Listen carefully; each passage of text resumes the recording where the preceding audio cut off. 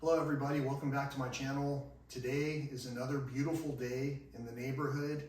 I want to start out by reading something from my little black book.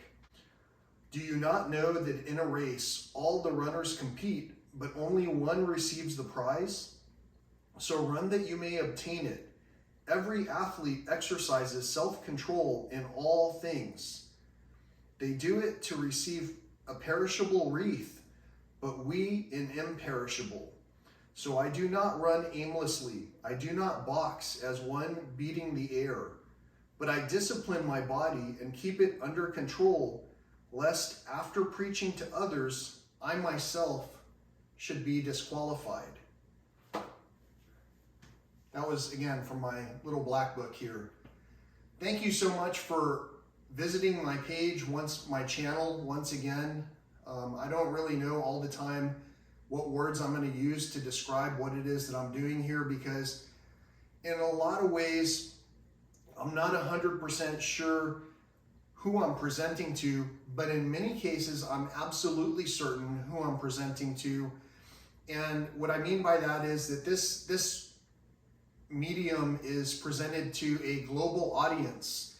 And at the same time, there are very specific people who I communicate with and with whom these communications are being furthered. This very morning itself, I awakened to a dream that I wasn't 100% sure was a dream. And I wanted to talk about spiritual attacks and how dreams can possibly be a gateway to your psyche when you're under spiritual attack. In last night's dreams, the way that my first dream started out, I say my first dream because I woke up several times. I've discussed this topic on this channel even, and also with a few persons with whom I'm very close.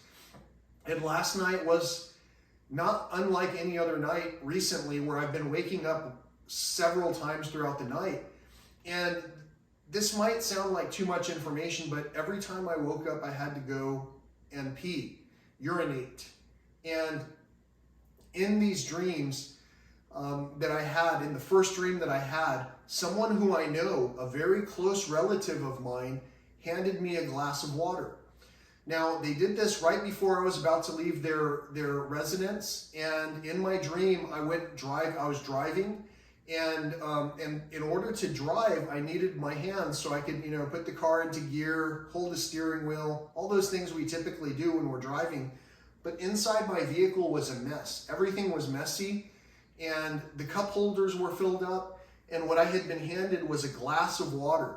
So I didn't really have a whole lot of options with regard to the water as far as what I could do with it, except to drink it really fast so I could put the empty glass down on the other piles of stuff that were in the car. And I started to wonder if maybe my dreams have been infiltrated by circumstances where I'm taking not only food, but also water on a regular basis, and that's maybe possibly transcending into a very real circumstance where I have to wake up many times to pee. And I've only thought about these concepts because in one particular case, I was telling my close relative that I had to go so many times that it was almost unnatural. I peed out way more than I had even consumed the day before. So I started thinking again about, things that I've read in my little black book that talk about fasting, about dreams, about training, as if we are in an actual contest. But it's not a contest where we're competing against one another. It's a contest where we're competing for our very own souls. For me, the number one priority is that there's something spiritual that we're all aspiring towards.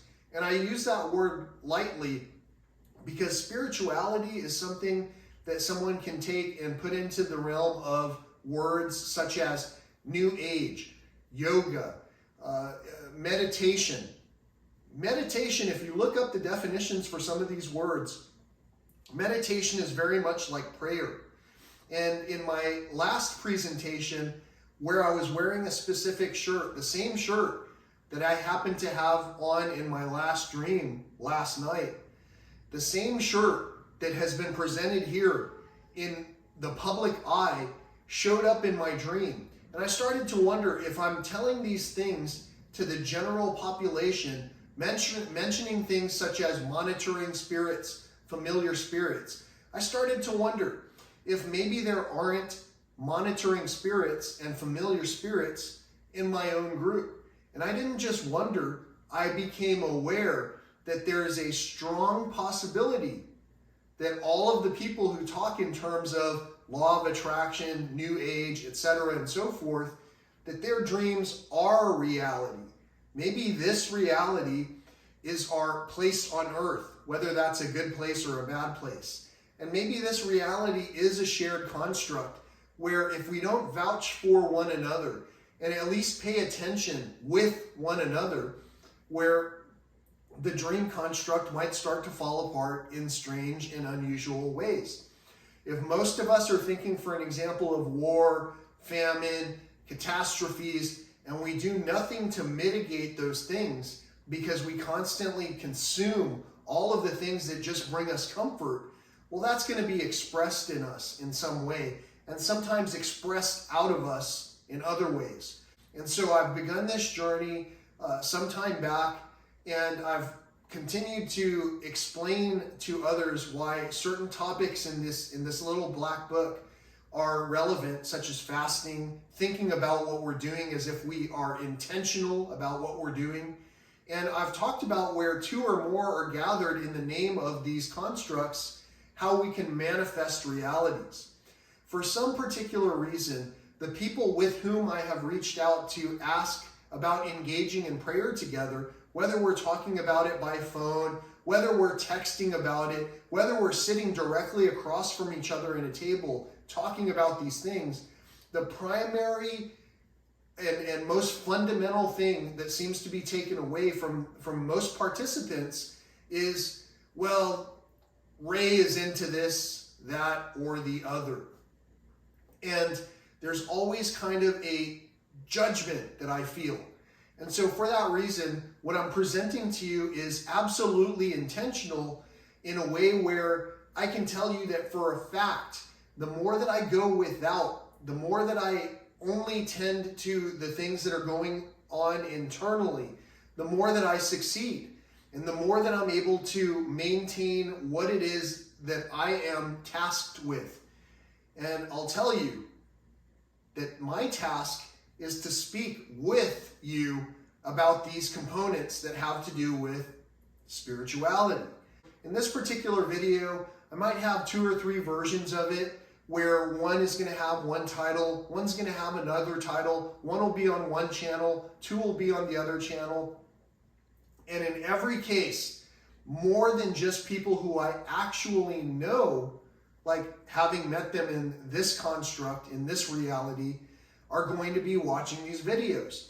And some of the people who are watching the videos might have nothing but anger and anxiety and all kinds of different situations. They might be breaking out in hives right now because I read something from this little black book. And because I'm talking about truth. And because all of these things are in fact true, at least in my reality, you either can acknowledge or disavow everything that I'm saying. But the main thing is, you have to ask, is it you that's coming up with these ideas, or is it judgment? Judgment is something that should be left to the ultimate judge, the higher power, and that's just the way it is. That's true. And many of us know that, and we want to find all kinds of ways to discredit the person who is trying to preach to one another. And so I understand that, and because of that, every time that I do something, it's extremely intentional. It's something that I can only do because I'm asking for the higher power to channel out positive words into the ether, into your proximity. You're watching this because you have some kind of questions. You're watching this because we're not only living just off of bread and water. we're not only living in this particular plane where, all of this seems like so important. We have to do, some of us need to do our taxes still. Some of us need to tend to the gardens. Some of us need to do this, that, and the other. But again, most of us need to simply tend to ourselves.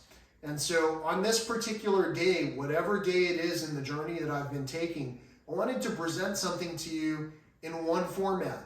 Because the way you're seeing me right now, that's old news.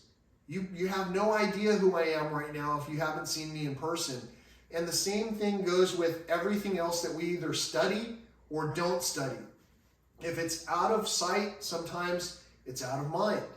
And so if we're not putting things into our proximity that have everything to do with training as if we're trying to achieve something, then basically our direction is aimless and we're running around without any kind of a specific goal. My intent is simply to do what I was placed here to do as a child of a higher power. And all of us can probably be aspiring to do that. And while you're seeing this video, you can understand I am doing that. You can see the transformations around me, maybe even inside of your own location. You can see the transformations occurring in your own proximity. You can understand the power of our words. You can understand the power of our actions. If you're always distracted, you might be in a state of forgetfulness. You might have been deceived. You might have been deceived from the path on this journey that we are all trying to embark upon together in a successful way. And if you have been deceived, that shouldn't be the stumbling block that causes you to not be able to advance. You need to maybe work a little bit harder. You need to figure out if prayer and or fasting should be in your scope. And maybe you just need to have a little bit more positivity, because everything I've seen about the joy of living for this purpose of honoring the higher power, whether you consider that your ancestors or what have you, everything that I've seen about that alleviates all sorts of infirmities, all sores, all hives. It eliminates all of this adversity that we've been going through, all of the struggle. And it resonates in pure joy and creativity and love. So I hope this makes sense. Until next time, thank you so much for watching, everybody. Peace, love, and all that old school stuff.